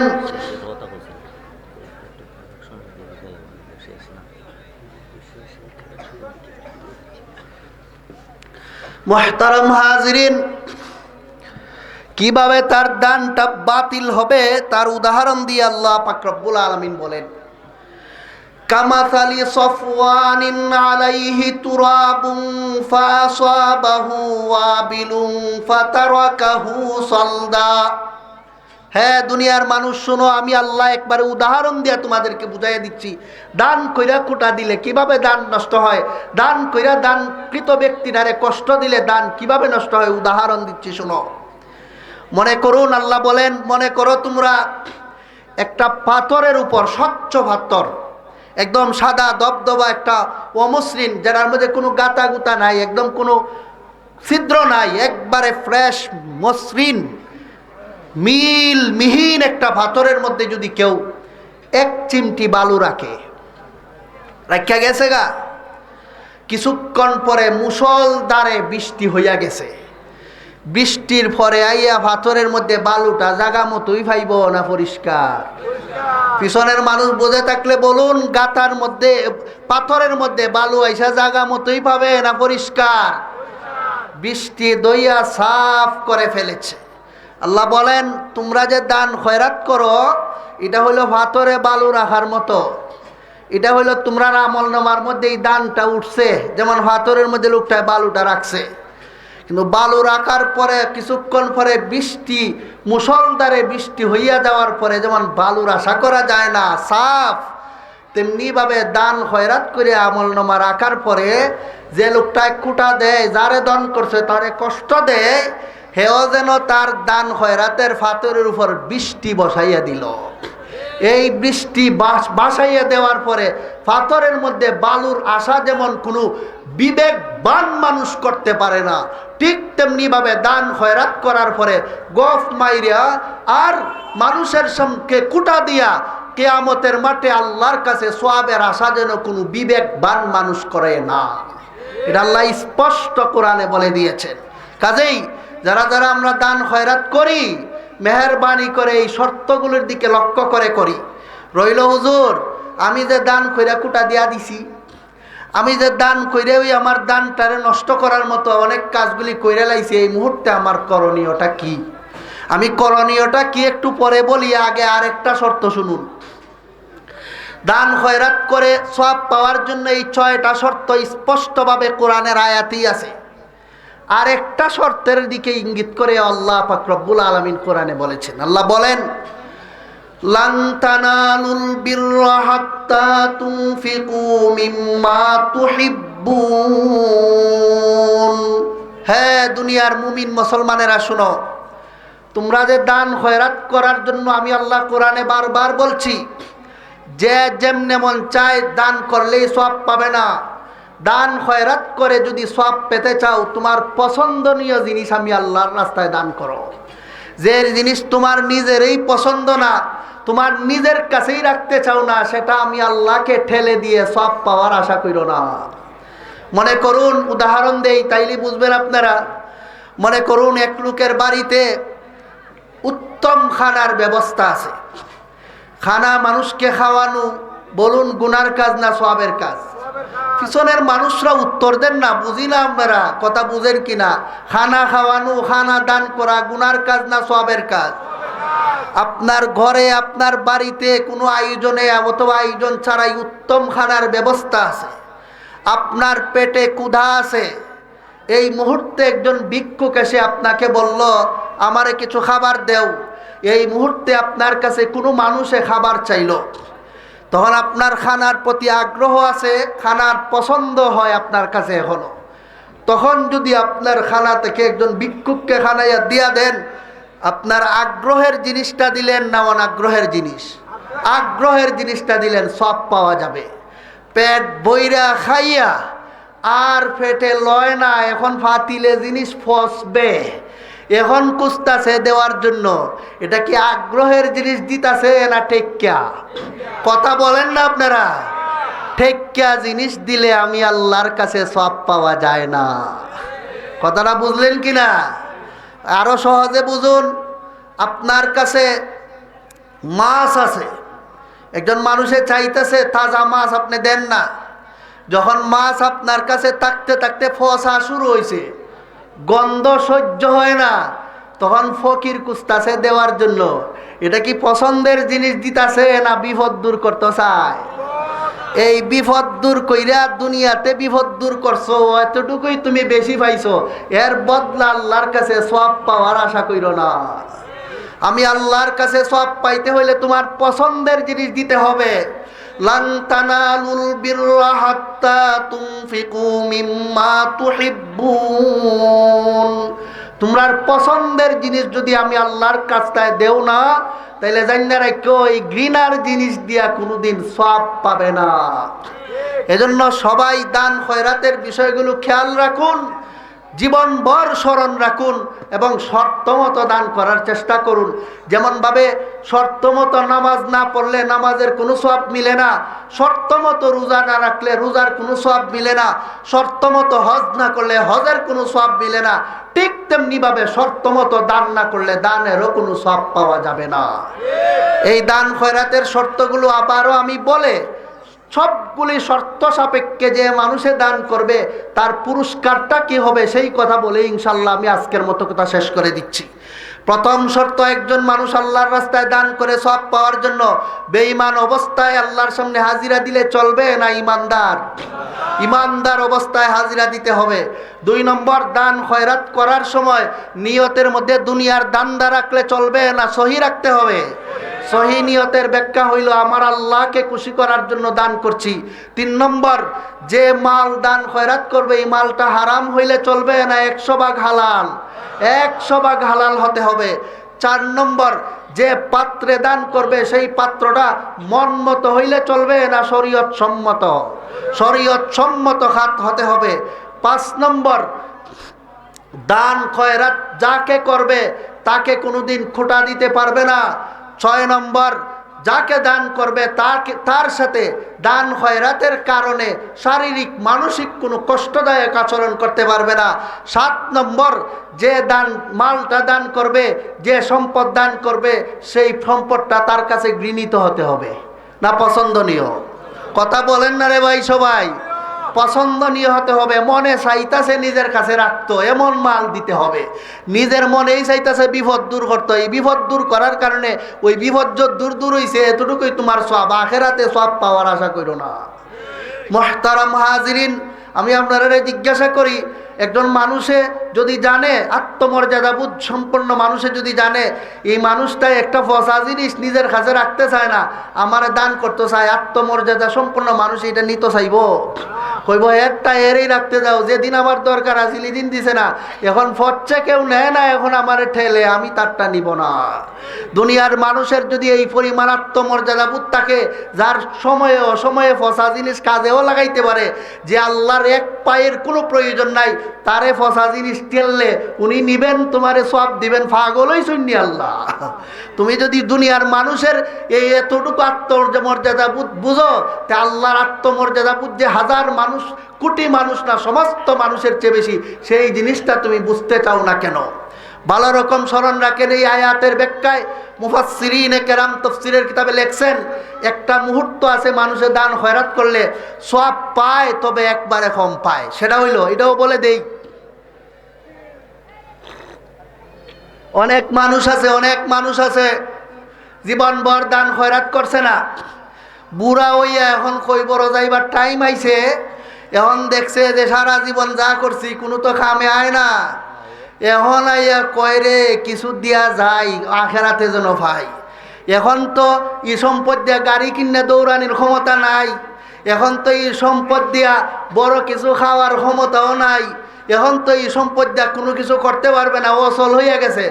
এখন কয় যে আর যখন কিছু করতেই পারি না, কিছু টেহা মসজিদও দেওয়া যায়, কিছু ক্ষেত মসজিদও দেওয়া যায়, একটা হইল দেওয়া যায় এই নিয়তে যেন তার নামটা থাকে, তে তো শেষ হই দুনিয়ার নাম হইতো দাতা অমুক লেখা থাকতো, এই নিয়তে যদি দেয় তে সওয়াব রইব না শেষ। আর যদি হয় আখেরাতে পাওয়ার নিয়তে দেই, তাইলে আল্লাহর রসুল ফরমান তুমিও পুরাপুরি পাবে না, কারণ তোমার যখন দরকার আছিল এই সময় দিছ না, যখন দরকার নাই আর ওসল হইয়া গেছ তখন টেক্কা দিছ। যারা ঠেকা বসত দান খয়রাত করো, আর যারা আগ্রহ করে দেয়, দুই দলের সমান সওয়াব হতে পারে না। এজন্য দান খয়রাত কোন সময় করব? যখন আমার প্রয়োজন আছে তখনই করব। তখন আল্লাহ বুঝবেন বান্দা আমার কাছে দান করাটা তার নিজের প্রয়োজনের চেয়ে বেশি মূল্য দিয়েছে। তখন আল্লাহ বান্দাকে বেশির থেকে বেশি সওয়াব দান করতে থাকেন। ভাইরা আমার, এই সবগুলি শর্ত সাপেক্ষে যখন মানুষ দান খয়রাত করে, তখন মানুষ মনে করে দানটা আমি মাদ্রাসাত করছি, মানুষ মনে করে আমি দানটা ফকির মিসকিনকে করছি। আসলে ফকির মিসকিনকে করে নাই, আসল মাদ্রাসা মসজিদে করে নাই, বরং ডাইরেক্ট আল্লাহর কুদরতি হাতে সে করেছে। আল্লাহ পাক রব্বুল আলামিন নিজেই বলেন, আলাম ইয়ালামু আন্নাল্লাহা হুয়া ইয়াকবালুত তাওবাতা আন ইবাদিহি ওয়া ইয়াকুযুস সাদাকাত। হে রাসূল করিম সাল্লাল্লাহু আলাইহি ওয়াসাল্লাম, আপনি আমার বান্দাদেরকে জানায় দেন। আয়াতের একটা বিশেষ প্রেক্ষাপট আছে, আমার জানাও আছে, কিন্তু সময় নাই, বলতে পারবো না। কিছু সংখ্যক সাহাবীর বিশেষ কারণে আয়াতটা নাজিল হয়েছিল এবং দান খয়রাতের কারণে বড় গুনাহ মাফ হয়ে গেছিল। তখন ফিরিস্তারা সাহাবীরা আশ্চর্য হয়ে গেছিলেন যে এই লোকটার এত বড় অপরাধ ক্ষমা হয়ে গেল। আল্লাহ আয়াত নাজিল করে বলেন, লোকটায় যে দান খয়রাত করছে তোমরা মনে করছো মানুষরে দিছে, না না, তার দান খয়রাত স্বয়ং আমি আল্লাহর হাতে সে করেছে। আমি তার দানটা নিজের হাতে নিয়ে গেছি। এটা কোরআনের আয়াত। হাদিস শরীফের মধ্যে আছে, আল্লাহর রাসূল বলেন, আন আবি হুরায়রা রাদিয়াল্লাহু তাআলা আনহু قال قال رسول الله صلى الله عليه وسلم ما منكم من أحد يتصدق من طيب ولا يقبل الله إلا الطيب إلا الله يأخذها بيمينه فيربيها له كما يربي أحدكم فلوه أو قال فصيلة حتى تكون التمرة مثل أحد رواه البخاري ومسلم أو كما قال عليه الصلاة والسلام। আল্লাহর রাসূল বলেন, হে দুনিয়ার মানুষেরা, তোমরা যে দান খয়রাত করো, শর্ত সাপেক্ষে যে দানগুলি তোমরা করো, তোমরা মনে করতাছো এগুলি ফকিরকে দিছ, তোমরা মনে করতাছো এগুলি মাদ্রাসায় দিয়েছি, এগুলি মনে করতাছো মসজিদে দিছি, না না। ইয়াতাসাদ্দাকু মিন তাইয়িবিন ফায়াকবালুল্লাহু ইল্লা তাইয়িব ইল্লাল্লাহু ইয়াখুযুহা বিয়ামিনিহি। শুনে রাখো, তোমরা যে আল্লাহর রাস্তায় দান খয়রাত করো, সেই দানটা স্বয়ং আল্লাহ নিজের কুদরতি ডান হাতে নিজে নিয়ে আনেন। যেমন ভাবে তোমরা হাত দ্বারকে কোনো জিনিস চাললে আরেকজন মানুষের দামি জিনিস লুফে নেয়, আল্লাহর কোনো খাঁটি বান্দা শর্ত সাপেক্ষে আল্লাহর রাস্তায় দান করলে আল্লাহ বলেন, আল্লাহর রাসূল বলেন, দানটা নিচে পড়তে পারে না, ফকিরের হাতে পড়তে পারে না, এর আগে আল্লাহর কুদরতি হাতে পড়ে যায়। কুদরতি হাতে যখন পড়ে, তখন এতগুলি শর্ত সাপেক্ষে বান্দায় দানটা করেছে, আল্লাহর কাছে এত পছন্দ হয়। রাসূল করিম সাল্লাল্লাহু আলাইহি ওয়াসাল্লাম উদাহরণ দিয়ে বলেছেন, উদাহরণটা আগে শুনুন। রাসূল আরবের হিসাবে উদাহরণ দিয়েছেন, আমরার এলাকার হিসাবে আমি আপনাদেরকে বলছি। আপনাদের এলাকায় মানুষে গরু ছাগল ফালে কিনা? ইয়া আল্লাহ, পিছনের মানুষ ঘুমাই রইছেন নাকি? এই এলাকার মানুষে গরু ছাগল ফালে কিনা? যদি ফাইল্লা থাকে, গরু যখন বাচ্চা দেয়, ছাগলে যখন বাচ্চা দেয়, বাচ্চাটা দেওয়ার সাথে সাথে মানুষে গলার টিভা মাইরা মাইরা ফালায় না, ফালতে ফালতে বড় করে। যদি কোনো সময় অসুস্থ হয় তখন কি ফেলে দেয় না চিকিৎসা কইরা ভালো করার চেষ্টা করে? পিছনের মানুষ বলেন না, তখন ফালাইয়া চলে যায় না চিকিৎসা করে? চিকিৎসা কেন করে? তার কাছে গরু ছাগলের কোনো মূল্য নাই না বেশি মূল্য থাকার কারণে? বেশি মূল্য থাকার কারণে এবং তার কাছে পছন্দনীয় হওয়ার কারণে। তার কাছে ঘৃণিত না, এটা পছন্দের জিনিস, এই জন্য সেইটারে লালন পালন করতে থাকে। যে যত বড় দক্ষ লালন পালনকারী, তার লালিত পালিত জিনিসটাও তত তাড়াতাড়ি বড় হয়। স্বাভাবিক। অনেক সময় মানুষে, আপনারা হয়তো গল্পের ছলেও বলে থাকেন, কোনো মানুষের গরু যদি 6 মাসের গরুটা 1 বছরের মতো দেখা যায়, 1 বছরের গরুটা 2 বছরের গরুর মতো দেখা যায়। তখন একজনে কয় এটা কিছুদিন আগে দুনিয়াতে আইলো, এখন দেখা যায় এত বড় হইয়া গেছে। তখন আর একজনে কয় দেখতে হইব না, খার হাতও পড়ছে, কে লালন পালনকারী দেখতে হইব না, ওই যে লালন পালনকারী তার হিসাবে জিনিসটা বড় হয়। আর যদি দেখা যায় পারে না, তখন মানুষে কয় হে আসলে ফালতে পারে না, এ গরু পালার যোগ্য না। পালনকারী হিসাবে জিনিসটা বড় হয়, এই জিনিসটা আমরার দেশে আছে কি না? আল্লাহর রসুল ফরমান, শোনো হে আমার উম্মত মুসলমানেরা, শর্ত সাপেক্ষে তোমরা যে আল্লাহর রাস্তায় দান খয়রাত করো, সেইটা তোমরা গরু ছাগলের বাচ্চা যে ভালো সেটার দিকে লক্ষ্য করো। গরুর বাচ্চারা দুনিয়াতে আসার পরপরই তার মালিকে যেমনভাবে মহব্বতের সাথে সময়ে অসময়ে লালন পালন করতে থাকে, ঠিক তেমনিভাবে আল্লাহর কোনো বান্দা যখন আল্লাহর রাস্তায় দান খয়রাত করে, আল্লাহর সাথে সাথে তার হাতের মধ্যে নিয়ে আল্লাহ নিজে তার দানকে লালন পালন করতে থাকে। আল্লাহ বান্দার দানকে লালন পালন এমনভাবে করেন যেমনভাবে গরুর বাচ্চাকে দান লালন পালনকারী ভালো হইলে ধীরে ধীরে লালন পালন করতে করতে অনেক বড় করতে পারে, ঠিক তেমনিভাবে আল্লাহ রব্বুল আলামিনও বান্দার দানটাকে নিয়ে নিজে লালন পালন করতে করতে এত বড় করেন। আল্লাহর রসুল ফরমান, হাত্তা তাকুনা তামরাতু মিসলা উহুদিন, বান্দা যদি একটা খেজুরের দানাও আল্লাহর রাস্তায় দান করে থাকে, একটা খেজুরকে আল্লাহ তাআলা উহুদ পাহাড়ের চেয়ে আরো বড় করে দেন। সুবহানাল্লাহ। মুহতারাম হাজিরিন, এটা হইলে এক হাদিস, আরো কতগুলি হাদিস আছে, আমার বলার মতো সময় নাই, এরপরেও বলছি শুনুন। কতটুকু সময় আছে কি বলে দিলে ভালো? কতটুকু সময় আছে? মুহতারাম হাজিরিন, মানুষে যখন দান খয়রাত করে, দান খয়রাত করার পরে আল্লাহ রব্বুল আলামিন দান খয়রাতটাকে বড় করে পুরস্কার দিবেন পরকালে। এটা হলো দান খয়রাতের একটা লাভ। দান খয়রাত বড় করে আল্লাহ রব্বুল আলামিন এর কিছু অগ্রিম পুরস্কার দুনিয়াতেও পাঠাইয়া দেন। আখেরাতে তো পাবেই, আখেরাতে আরো কি পাবে একটু পরে বলি। দুনিয়াতেই আল্লাহ তাআলা পাঠাইয়া দেন যেগুলি, এগুলো একটু শুনুন। একটা গরু যেভাবে মালিকে যেদিন গরু বিক্রি করবে, বিক্রির দিন গাভীর যে মূল্য পাবে, এর আগে কি দুধ খাওয়ার মাধ্যমে লাভ করতে পারে না? কথা বলেন না রে ভাই আপনারা। একটা গরু, একটা গাভী একজনে লালন পালন করলো, লালন পালন কইরা বড় কইরা বাজারে বেচবো যেদিন, সেদিনেই তার মুনাফা হাসিল হয়। এর আগে কি দুধ খাওয়ার মাধ্যমে লাভবান হইতে পারে না? কথা বলেন না সবাই, পারে কিনা? খালি দুধ খাওয়ার মাধ্যমে না, অনেক সময় বাচ্চা বিক্রি কইরা লালন পালন কইরা অনেক লাভবান হইতে পারে। যেমনভাবে গরুর বাচ্চায় গরু দুধ দিয়া মালিকরে বিক্রি করার আগেই লাভবান করতে থাকে। আল্লাহর রসুল ফরমান, যারা দান খয়রাত করে এরা পরকালে লাভবান হওয়ার আগে দান খয়রাতের ফায়দা দুনিয়াতেই বুক করতে থাকে।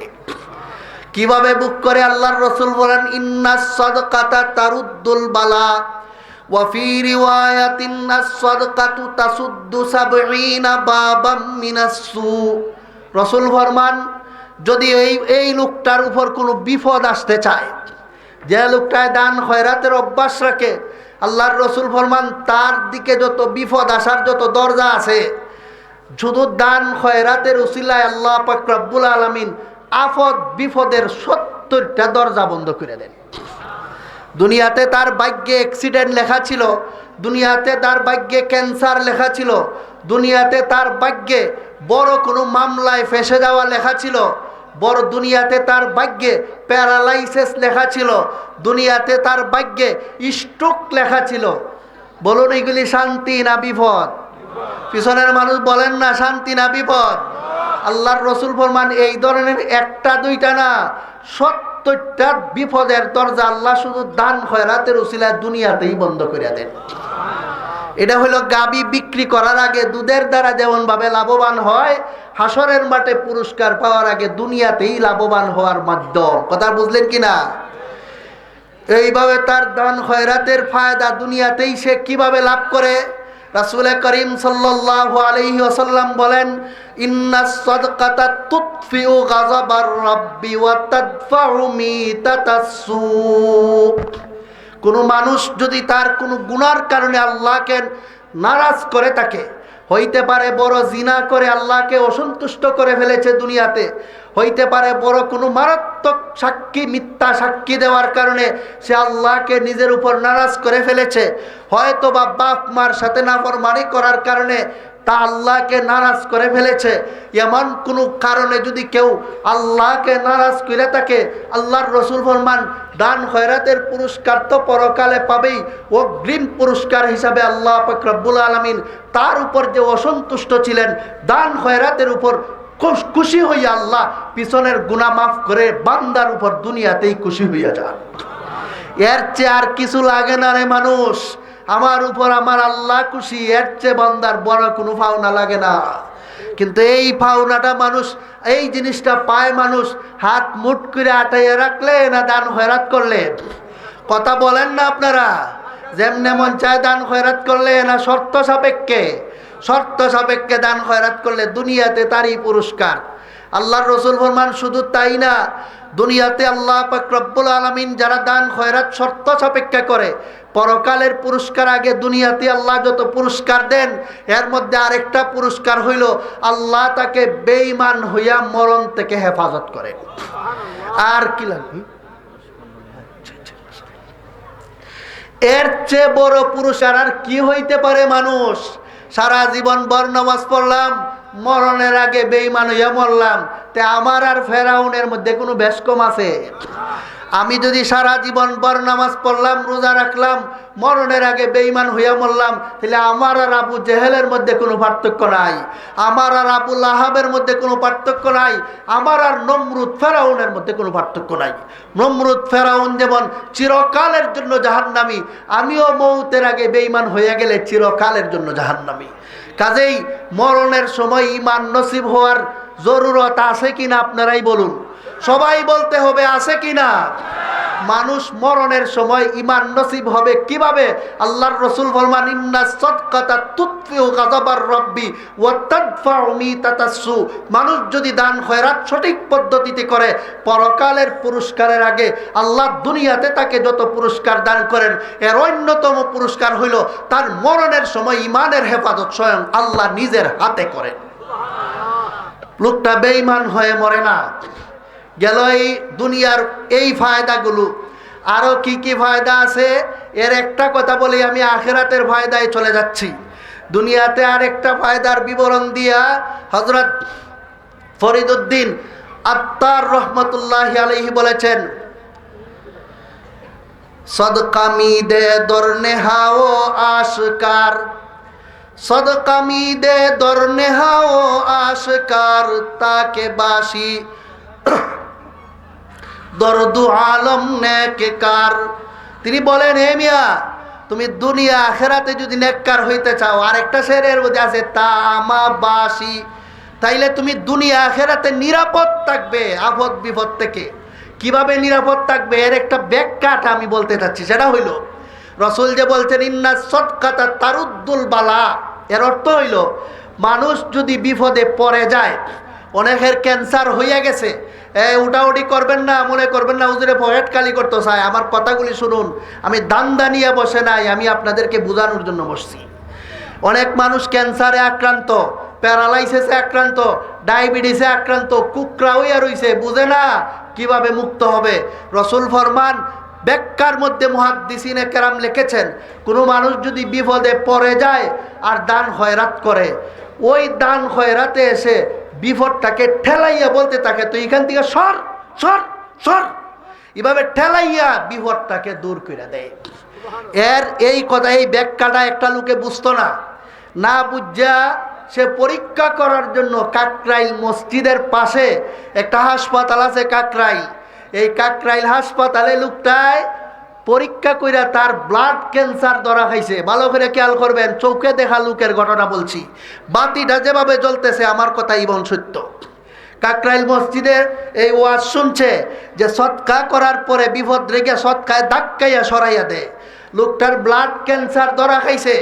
ব্লাড ক্যান্সার ধরা খাওয়ার পর লোকটাই মনে করলো আমার হাতে 1 লক্ষ টাকা আছে, এই 1 লক্ষ টাকায় যেত ব্লাড ক্যান্সারের চিকিৎসার এক কুনাও হইতো না, কাজেই চিকিৎসাও করতে পারতাম না, মরণই লাগবো। হুজুরে যে কইছে বিপদ দূর ওই জায়গা দান খয়রাত করলে দেখি দানটা কইরে আমার ক্যান্সার ভালো হয় কিনা। লোকটা 1 লক্ষ টাকা কাকাক্রেল মসজিদের এই আশপাশে একজনরে দান কইরা পরে গেছে লোকটায় আবার পরীক্ষা করত। ইদিন গিয়া দেখে ডাক্তার চলে গেছে, পরীক্ষার ব্যবস্থা নাই, ডায়াগনস্টিক সেন্টার এই সময় যেখানে পরীক্ষা হয় যে ডাক্তারে করে এই ডাক্তার নাই। পরের দিন গেছে, এই দিনও নাই। এর পরের দিন গেছে, গিয়া ডাক্তার পাইছে, পাওয়ার পরে পরীক্ষার জন্য দিছে নাম পরিবর্তন কইরা, কারণ ই নামে তো আগেই তার কম্পিউটারে লেখা আছে, এই লোক আছে, এই নাম পরিবর্তন কইরা সে দিছে। দেওয়ার পরে এর পরের দিন রিপোর্ট আনার জন্য গেছে, গিয়া দেখে ব্লাড ক্যান্সার নাই। রিপোর্ট আসছে নর্মাল, কোনো ক্যান্সার নাই। তখন লোকটায় এই রিপোর্টটা নিয়ে ডাক্তারের কাছে দেখা করতে গেছে। ডাক্তারে কয় 3 দিন আগে না আপনি আসছিলেন? বলে হ্যাঁ। বলে আপনার রিপোর্ট তো পজিটিভ ছিল, আপনার তো ক্যান্সার আছে, ধরা খাইছিল। বলে এই তো। তখন ডাক্তার এই রিপোর্ট দেখে কয় হ্যাঁ এই তো আছে, কিন্তু এইটা সরাইয়া কয় এইটার দেখেন তো, কয় এইটাত নাই।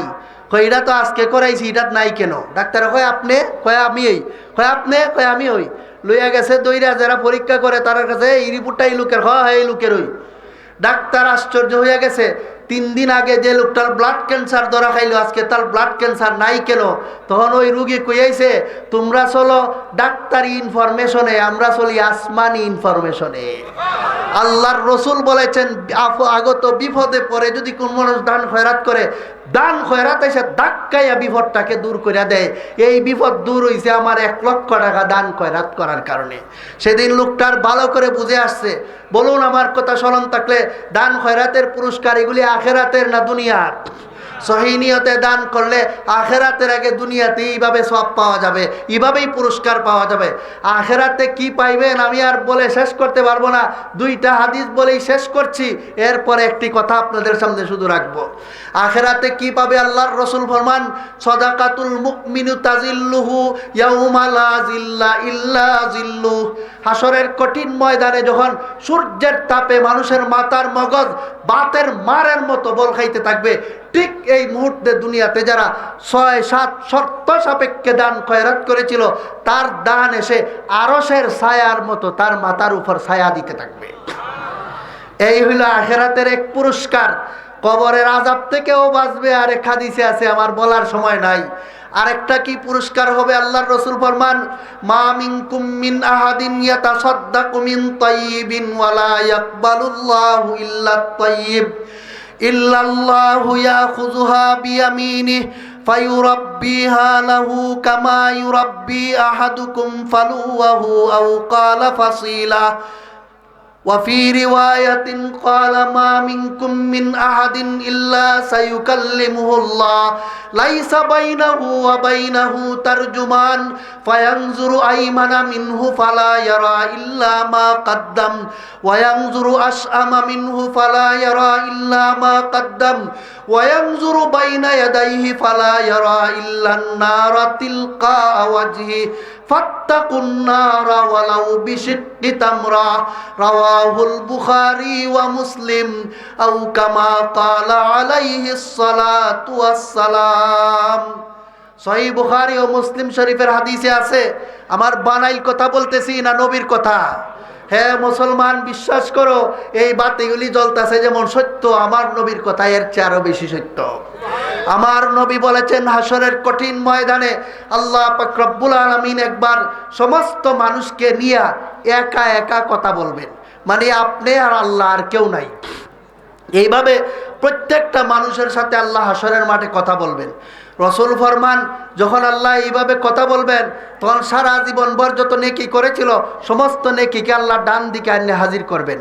সারা জীবন যত গুনাহ করেছিল সমস্ত গুনাহকে আল্লাহ বাম দিকে এনে হাজির করবেন। সামনে জাহান্নামের আগুনকে জ্বালাইয়া রাখবেন। আর এইদিকে আল্লাহর কোনো দিক নাই, আল্লাহ বিনা দিকেই তার সাথে কথা বলতে থাকবেন। আল্লাহ রব্বুল আলামিনের কথা চতুর্দিক থেকে সে শুনতে পারবে। আল্লাহকে তখন সে সরাসরি দেখতে পারবে। তখন আল্লাহ রব্বুল আলামিন বান্দাকে তার জীবনের যত গুনাহগুলি ছিল, সহিহ বুখারী শরীফে আছে, গুনার সমস্ত দাস্তানকে আল্লাহ তাআলা তার সামনে হাজির করিয়া এক একটা গুনার দিকে লক্ষ্য করে বলবেন, আতারিফু যামবা কাজা ওয়া কাজা, হে আমার বান্দা তোমার স্মরণ আছে রাত্রে শুইয়া শুইয়া এই গুনাহটা করছিলে? হে আমার বান্দা তোমার স্মরণ আছে ওই দিনের দুপুরে অমুক টাইমে অমুক জায়গায় দাঁড়াইয়া দাঁড়াই এই গুনাহটা করেছিলে? হে আমার বান্দা তোমার স্মরণ আছে অমুক দিন অমুকের সাথে তুমি পাপ করেছিলে?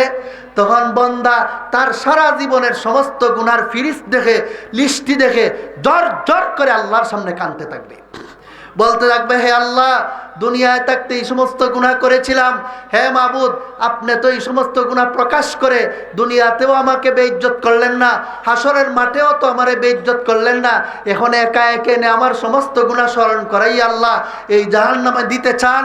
মাবুদ আপনি যদি আমাকে না বাঁচান আমার কোনো উপায় নাই হে আল্লাহ। তখন আল্লাহ রব্বুল আলামিন বলবেন, সাতারতুহা ফিদ দুনিয়া ওয়া গাফারতুহা লাকাল আন, বলবেন আল্লাহ হে বান্দা দুনিয়াতে তোমার দান খয়রাতের উসিলায় আমি আল্লাহ তোমার ইজ্জত হেফাজত করে রেখেছিলাম, মানুষের সামনে তোমার গুনাহ প্রকাশ হইতে দেই নাই, হাসরের মাঠেও আমি আল্লাহ তোমার দান খয়রাতের উসিলায় গুনাহগুলি ডেকে রেখেছিলাম, প্রকাশ হইতে দেই নাই, উল্টা তোমার দান খয়রাতের কারণে তোমার মাথার উপর ছায়া দিয়া রাখছিলাম। হে আমার বান্দা শুনে রাখো, আজকে তোমার দানের উসিলায় ভয়ঙ্করী জাহান্নামের আগুন থেকে আমি তোমারে মাফ করে দিলাম। রাসূল ফরমান, ইত্তাকুন নার ওয়ালাউ বিশিক্কি তামরা, হে আমার উম্মত মুসলমানেরা আমি রাসূলুল্লাহ বলছি তোমরা নিজেদেরকে একটা খেজুরের টুকরা দিয়া হইলেও জাহান্নামের আগুন থেকে বাঁচানোর চেষ্টা করো। হাদিসের ব্যাখ্যায় মুহাদ্দিসিনে কেরাম লেখছেন, হাসরের মাঠে মানুষ জাহান্নাম থেকে বাঁচার সবচেয়ে বড় মাধ্যম যে জিনিসটা খুঁজে যাবে সেইটার নাম হলো দান খয়রাত। এজন্যই আল্লাহ পবিত্র কোরআনে আমি যে আয়াত তিলাওয়াত করেছি সেই আয়াতে বলেন, ওয়ানফিকু মিম্মা রাযাকনাকুম মিন ক্বাবলি আন ইয়াতিয়া আহাদাকুমুল মাউত ফায়াকুলা রাব্বি লাউলা আখখারতানি ইলা আজালিন কারীবিন ফাআসাদদাকা ওয়া আকুম মিনাস সালিহিন। হাসরের মাঠে মানুষ যখন যাবে, কোনো আয়াতের মধ্যে ব্যাখ্যায় লেখছেন সক্রাতের মুহূর্তে থেকে এই কথা শুরু হয়ে যাবে মানুষের। যখন মানুষ দেখবে পরকালে মাপ পাওয়ার সবচেয়ে বড় মাধ্যমটার নাম হলো দান খয়রাত, তখন বান্দা আল্লাহর কাছে বলবে, হে আল্লাহ তোমার কাছে ভিক্ষা চাই, লাউলা আখখারতানি ইলা আজালিন কারীবিন, রব্বুল আলামিন মেহেরবানি করে আমাদেরকে দুনিয়াতে একটা মুহূর্তের জন্য আবার ফেরত পাঠাও। কেন বান্দা, কেন তুমি এখন আবার দুনিয়াত ফেরত যাইতে চাও? বান্দা বলবে, সাদদাকা, এটা পাবলিকেও বোঝে, আল্লাহ আমি সদকা কইরা আইতাম, দান কইরা আইতাম, কেন রে বান্দা এখন তুমি দান করতে চাও কেন?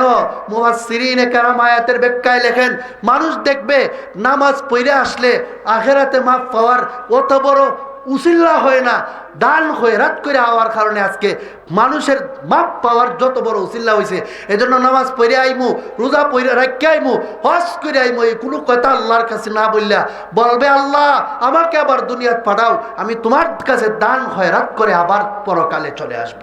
সেই দিন মানুষ আফসোস করে বলবে, ইয়া লাইতানি কাদ্দামতু লি হায়াতি, হায় আফসোস দুনিয়ার থাকতে যদি আরো কিছু পয়সা দান কইরাইতাম তাহলে কতই না ভালো ছিল, কতই না ভালো ছিল। কিন্তু আমি আপনাদেরকে জিজ্ঞাসা করি, মরলে কি আর কেউ ফেরত আসতে পারবে? পারবে না। কিন্তু আফসোস ঠিকই করব, আল্লাহর কোরআন কোনোদিন মিথ্যা হইতে পারে না। আল্লাহ মুমিন মুসলমানকে বলছেন, তোমরাও আফসোস করবে পরকালে, বলবে আবার আমারে ফেরত পাঠাও, আমি দান খয়রাত করে আসব। আমি আল্লাহ বলে দিচ্ছি পরকালে যেন আফসোস করতে না হয়, এখনো সময় আছে, দুনিয়ার থাকতেই দান করে যাও, দান করে যাও, দান করে যাও। মুহতারাম হাজিরিন, দান খয়রাতেরও 2-4টা খাত আছে।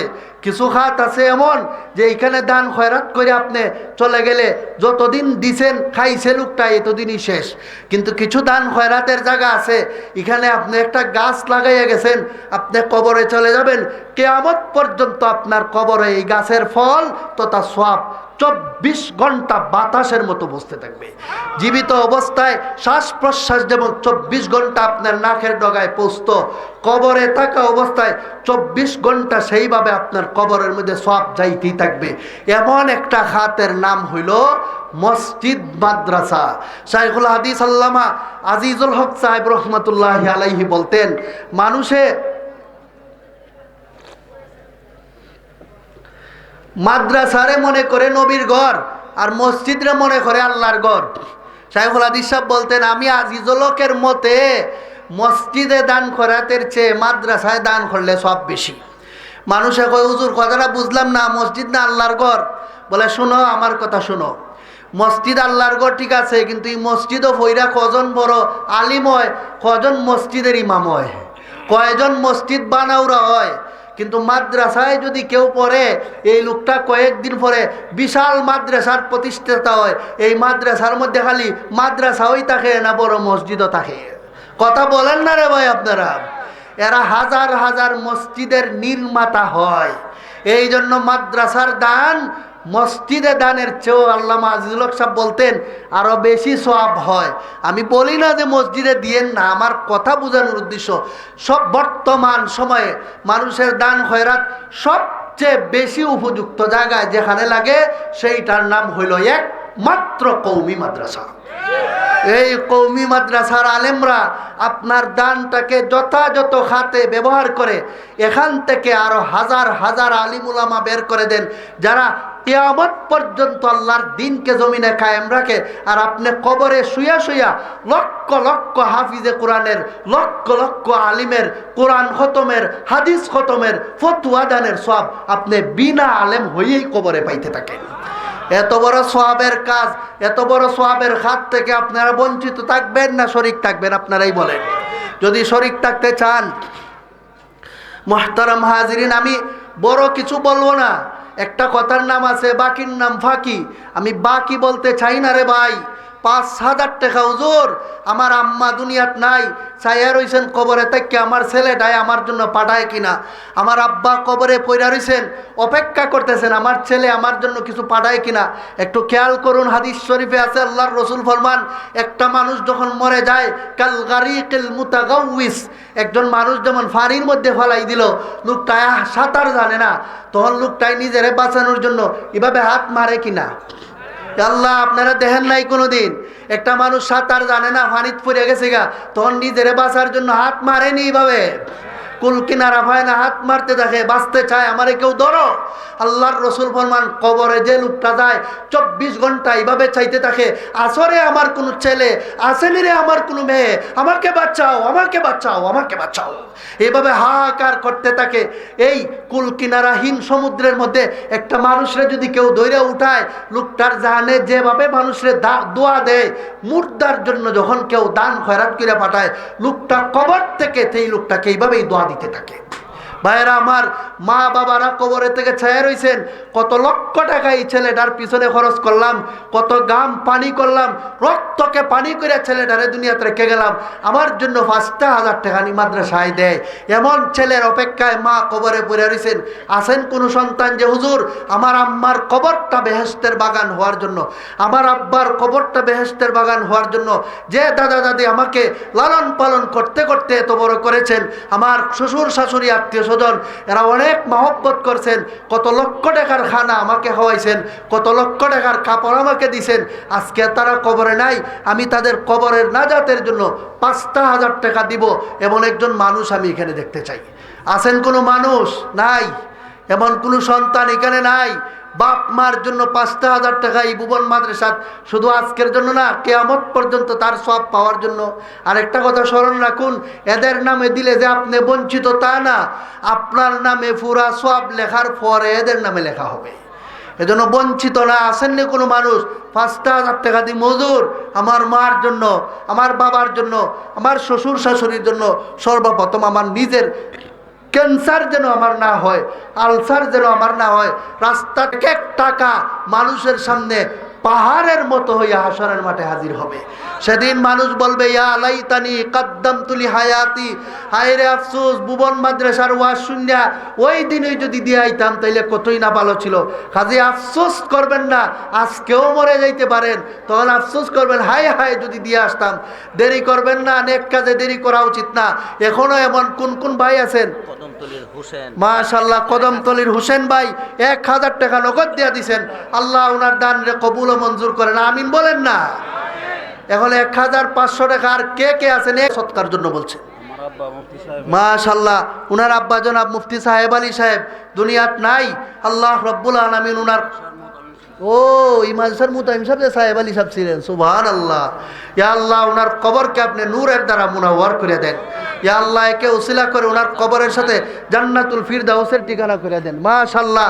আরেক মুরব্বী 100 টাকা, যার কাছে আরেকজন 1000 টাকা, যার কাছে যারার হাতে 1000 টাকা আছে, আনসারুল্লাহ ভাইয়ের বা আব্বা মারা গেছেন, উনিও 500 টাকা।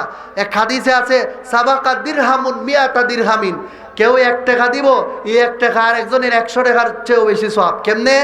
এক বেচারার হাতে আছেই 10 টাকা, বেড়ায় যদি 1 টাকা দেয়, 1 টাকায় তার সম্পদের 10 ভাগের 1 ভাগ দিয়ে দিছে। আর একজনের আছে 1 লক্ষ টাকা, তার যদি 10,000 টাকা দেয়, সেও তার সম্পদের 10 ভাগের 1 ভাগ দিছে। এই গরিব লোকটা 1 টাকা দিয়ে যে সওয়াব পাবে, এই লোকটা 10,000 দেয় ওই সওয়াব হই। কারণ যার যে সামর্থ্য আছে, এই সামর্থ্য থেকে দেওয়াটাকে আল্লাহ পছন্দ করেন। এই জন্য মৌলানা কাউসার সাহেবও 100 টাকা দিচ্ছেন। এখানে অনেকে দান করছেন, আমি সকলের জন্য দোয়া করছি। আর একজন 200 টাকা দিচ্ছেন, আল্লাহ ওনার দান রে কবুল ও মঞ্জুর করে নেন। দিতেই আছেন মাশাআল্লাহ। আরেক ভাই 200 টাকা দিচ্ছেন, আল্লাহ ওনার দান রে কবুল ও মঞ্জুর করেন। এগুলো আমাকে দিচ্ছেন না, আল্লাহর কুদরতি হাতে চলে যাচ্ছে। এখন একটা দোয়া হবে, ইয়া আল্লাহ, যারা দান খয়রাত করলেন, আল্লাহ ওনাদের দান রে কবুল ও মঞ্জুর করে নেন।